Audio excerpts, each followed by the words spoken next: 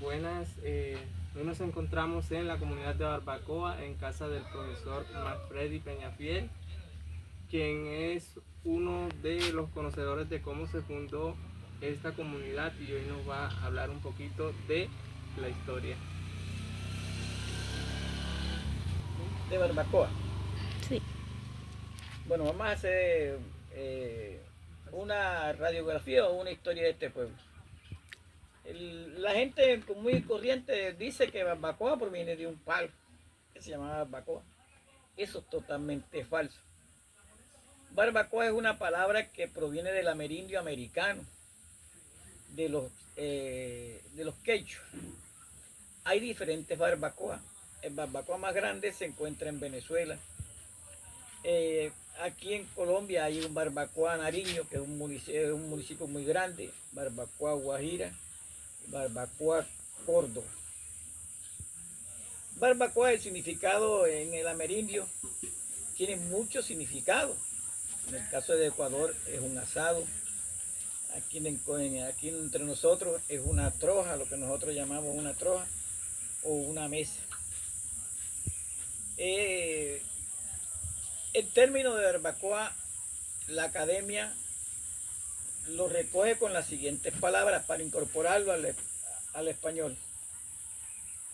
Con espeque, bareque, baranoa, canoa y barbacoa.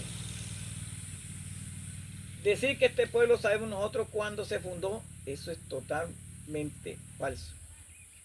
Este pueblo ha existido toda la vida, fue poblado por los indígenas común y corriente. Cuando ya pasa a ser resguardo, que hay que pagar impuestos, aquí hubo oficinas. De pronto la última secretaria que se tuvo aquí para pagar el impuesto fue María de las Nieves Sierra. De aquí hasta la región todos pagaban impuestos aquí, al degolle de ganado, al tabaco, al licor, todo eso se pagaba renta aquí en Barbacoa. Que sus pobladores eran artesanos, es correcto, eran artesanos, pero a medida que fue pasando el tiempo, empezaron a llegar emigrantes de Cartagena y es cuando la población se entra a poblar con los sierras. De allí miramos nosotros que la mayoría de habitantes de aquí hoy en día corresponden a la familia Sierra. Este pueblo tuvo un auge económico grandiosísimo. Era el paso obligado de Cincelejo, llegar allí donde nosotros llamamos en Momil el Cerro Moán, y de allí pasaba al Caño Central, al Caño, hasta llegar a Lorica. Ese era el cruce obligado por aquí, hasta cuando eh, bajo el gobierno de Rojas Pinilla se construye la carretera de Chinú a Lorica. Se perdió ese comercio aquí. Tuvo restaurantes, tuvo gran empresa, comercio, como todo, como una pequeña ciudad. La mayoría eran loriqueros. En el caso de los Ayazo, de los Esprilla, de los Espir, de los Gómez, que vivieron aquí. Cuando el comercio se va, ya emigran y ya quedamos aquí. Hoy en día, si ustedes miran aquí, es el 1% que se dedican, creo que los únicos de resguardo que se dedican al tejido del sombrero. El resto son pequeños ganaderos y agricultores. Eh, Podemos decir eso de Barbacoa, que la primera familia, no, eso fue un pueblo pequeño y de ahí se ha ido creciendo, pero con nueva familia. Si nosotros miramos, es aquí donde menos se nota la presencia del indígena Zenú.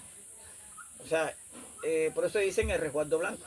El cabildo blanco, el resguardo blanco le llaman. Es un centro, arqueológicamente es uno de los corregimientos arqueológicos del municipio de Tuchín.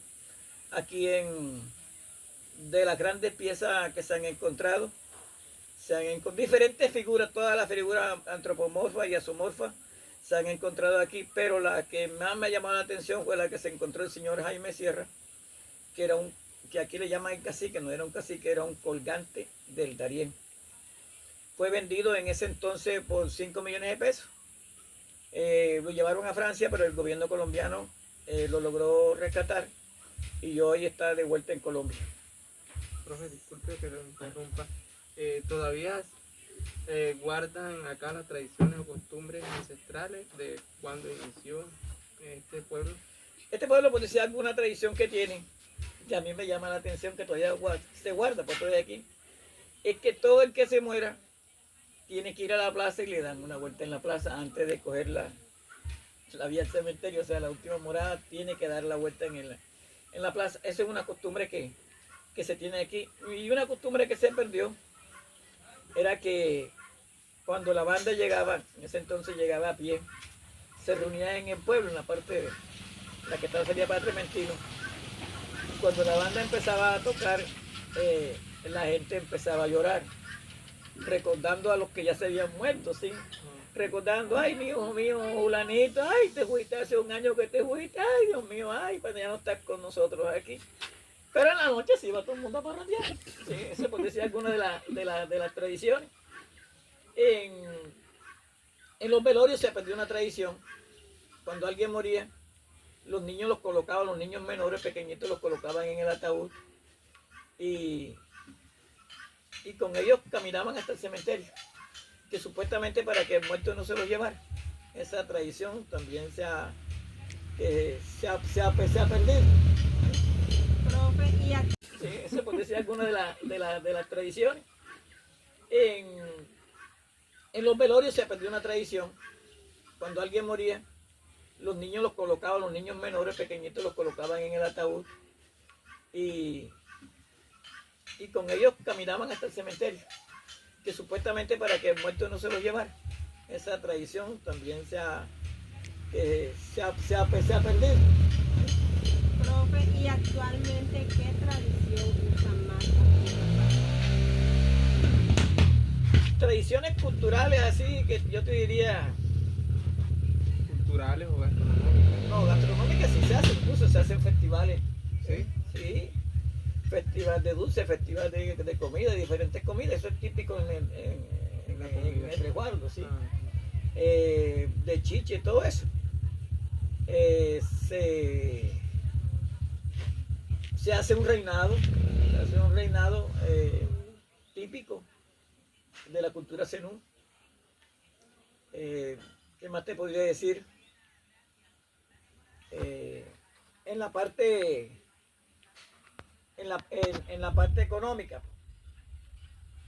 podríamos decir que actualmente el 80% se dedica a la agricultura, el 20% son pequeños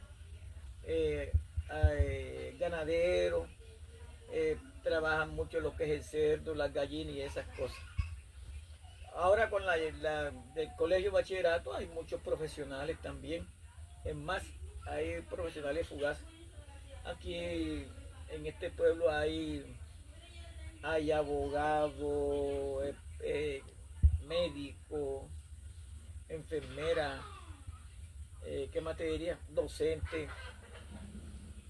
Y hay figuras fugaces que están por fuera del país, endocrino, de todas las especialidades hay, que de pronto la gente no recuerda, pero son de aquí.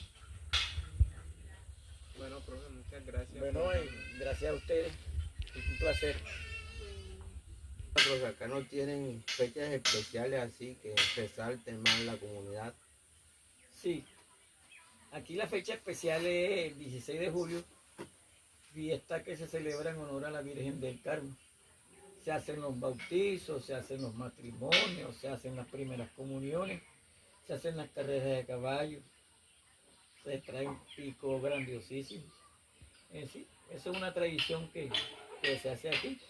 Eso nació por una asociación de mujeres que decidieron de que era la Virgen del Carmen que fue la escogida para que fuera la patrona de este pueblo.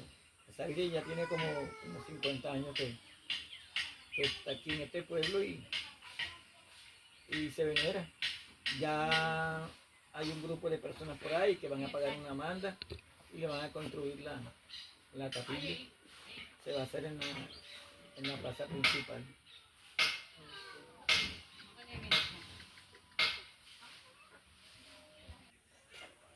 Profe, ¿y qué sitios turísticos hay aquí o cuáles son los más visitados?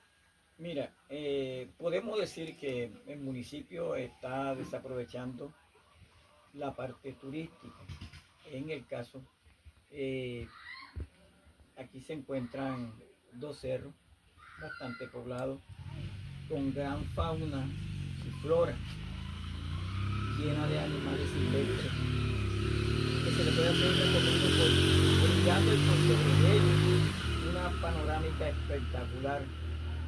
Ese cerro antiguamente, ahora le llaman Popón, en los papeles de la colonia aparece Cerro Los Patos, así que se llama Cerro Los Patos, pero los cachacos le han colocado en que los Andes, Poposi, no se tenemos conocimiento de eso. Y aquí mismo podemos llegar al arroyo, al lago Naranjal, que lo atraviesa el Cerro de Pato. Al lado antiguamente estaban las montañas de Pato, es un lugar muy espectacular. También se puede complementar ese recorrido llegando a los cerros de Guimara, donde podemos decir que tiene un mirador donde podemos mirar hasta Momil, Coveñas, espectacular. Eso sería un recorrido espectacular para cualquier turista que viniera a visitar aquí.